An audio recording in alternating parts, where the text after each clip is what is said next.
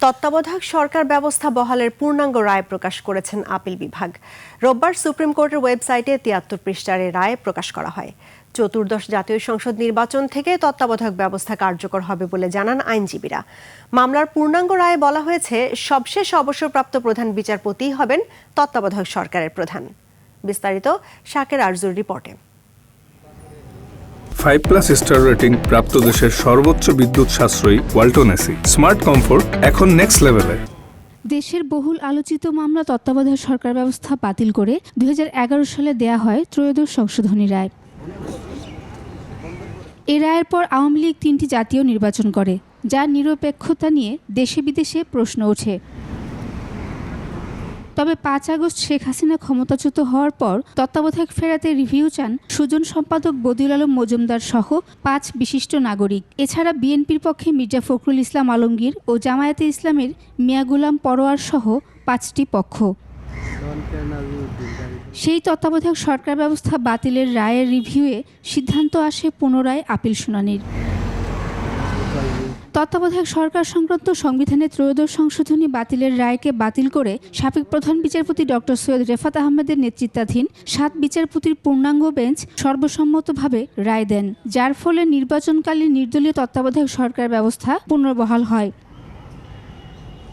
৭৩ পৃষ্ঠার পূর্ণাঙ্গ রায় প্রকাশ হয় রোববার। পরে ব্রিফিংয়ে আইনজীবীরা জানান, বর্তমানে যে সংসদ রয়েছে সেটি শেষ হবার পর এই রায় কার্যকর হবে।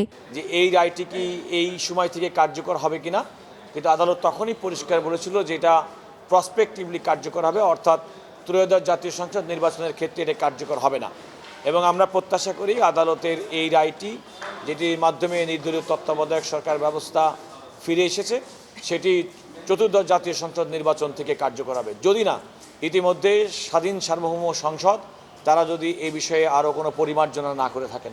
এই মামলার পূর্ণাঙ্গ রায়ে বলা হয়েছে, সবশেষ অবসরপ্রাপ্ত প্রধান বিচারপতি হবেন তত্ত্বাবধায়ক সরকারের প্রধান। তবে এতে কোনো পরিবর্তন আনতে চাইলে বর্তমান সংসদ সংবিধান সংশোধন করতে পারবে বলে জানান আইনজীবীরা। আদালত তো তত্ত্বাবধায়ক সরকার 13 অ্যামেন্ডমেন্টের বিধানটাকে পরিপূর্ণভাবে উজ্জীবিত করেছেন, পুনরুজ্জীবিত করেছেন।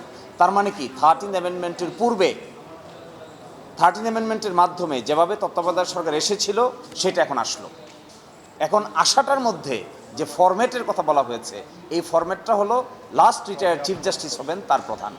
এখন যদি আমাদের বর্তমান সংসদ সিদ্ধান্ত নেয় যে লাস্ট রিটায়ার্ড চিফ জাস্টিস প্রধান হবেন না, অন্য কোনো ব্যক্তিকে কনসেনসাসের ভিত্তিতে তারা প্রধান বানাতে চান, তাহলে ত্রয়োদশ সংশোধনীর মধ্যে আরেকটা সংশোধনী আনয়ন করতে হবে।